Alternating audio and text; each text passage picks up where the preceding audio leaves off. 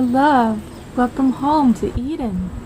So did you know that there are actually two kinds of men that have been scientifically documented? I learned this fact from the book Committed by Melissa Gilbert, and she talks in the book about all kinds of the ways that through marriage women are controlled and sublimated and dominated by the laws that go along with when you get married. Even to this day, it's really bad.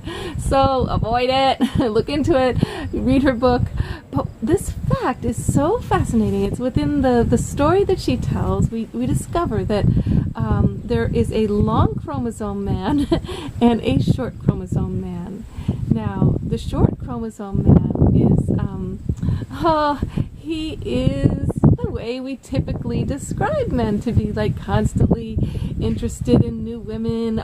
His eyes are darting. He wants to, watch porn. He basically, well, there's a lot of different ways it might manifest, but he's interested in lots of women all the time, and he is flirtatious, and likely he's probably having affairs and a mistress and on, because he's constantly being titillated and drawn to new women after new women.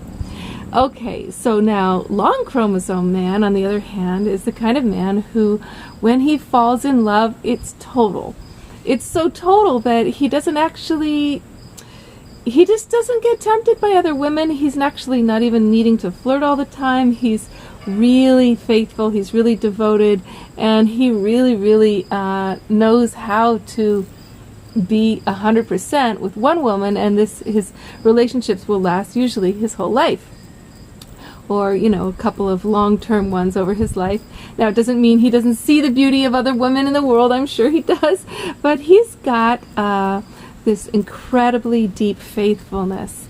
Now, how come we women, we hear this like, what? Well, science says that they think it's because one type of man is supposed to mix up the strength of the species through, DNA dalliances, and the other type of man is supposed to help raise children and have real relationships with the women.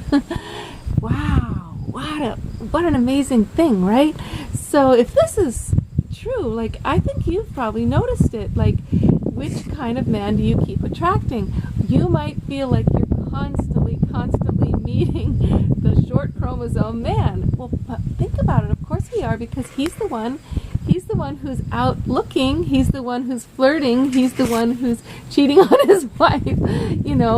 He's got to have more.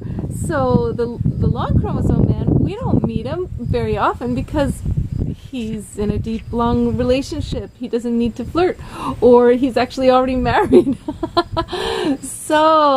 But we know that the law of attraction works in such a way that once you become aware of something and what you really want, you can focus on it. Now, it might be good for you to have a guy who's really kind of looking around and not all obsessed over you. It gives you more freedom to be that way too, if that's where you are, girlfriend.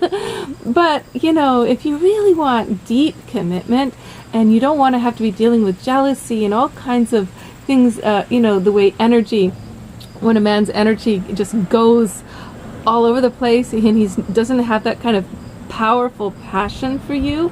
Powerful passion is built by actual focus on you, actual love of you, actual devotion to you. So I recommend that you just start noticing if you're with a guy and he can't keep his eyes off your boobs, or he can't actually focus on you in the conversation, he keeps looking at other women as they go by, you know what kind of guy he is. It's okay. Don't judge him, but don't expect him to be the other kind of guy either. You don't have to get mad at him. Just go, do I want this? What do I want to be involved with? And really there's an equal amount of both of these kind of guys. It's just that the guys who are more devotional, long chromosome men, they probably aren't also always seeking a relationship, because they've got a powerful inner core they're working on. And if they're going to get involved, it's going to be serious and deep. So they're not going to jump in with just anybody or one-night stands. If you want a one-night stand, you definitely want a short chromosome guy. Okay, so No judgment here. What kind of guy are you? It's okay. It's okay. Now, a lot of the long chromosome guys are going to be like, oh no, I'm a short chromosome man. I'm not that. I can appreciate porn, because he's going to be competitive to want to be a short chromosome guy. But please don't want to be, because really you've got this amazing ability, capacity to be deeply, powerfully satisfied and in love. And this is a really beautiful attribute. Okay, so if you notice yourself with women, they keep expecting you to be a bad boy and expect you to fool around, and you just are happy and content, and you don't need to, just, let her know what kind of guy you are. And you don't have to need more than one woman.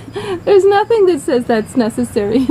You can really actually receive more of the nectar of the goddess by focusing on one woman than on 100. Really, if you really go there to where you're in the intimate